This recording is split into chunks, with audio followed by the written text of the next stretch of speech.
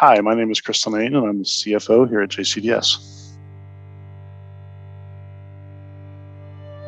I remember very distinctly, I got a phone call. I was in Los Angeles. I had just moved to Los Angeles to start my business school program at UCLA. I got a phone call from a friend, and he just said, "They've attacked us. They've attacked us." And I remember running to my TV and watching very, very vivid memories of just watching the building fall and trying to comprehend and pray that no one was in there, and finding out later that thousands of lives were lost and lots of people didn't get out, and lots of firefighters and first responders who went in. So just absolutely horrific. But the other thing I remember is my last day in the military was September 4th, so 7 days prior.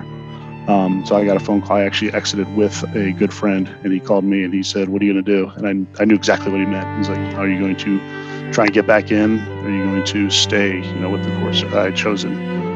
Because for me, it was a very realistic and very obvious possibility that all my friends and buddies that I'd left behind in the military were about to go to war. And so that feeling of abandonment, that I'd left them to fight a war that I was now going to live a civilian life, was a very hard decision. And spent a lot of time thinking about whether I wanted to try to go back or not. I was in the Navy. Actually, I was an aircraft navigator, flying off carriers. So the people I worked with and people that I'd flown with were very much the pointy end of the spear when it comes to fighting wars. And so there was, like I said, my buddies were no kidding going to war, and they were no kidding going into harm's way.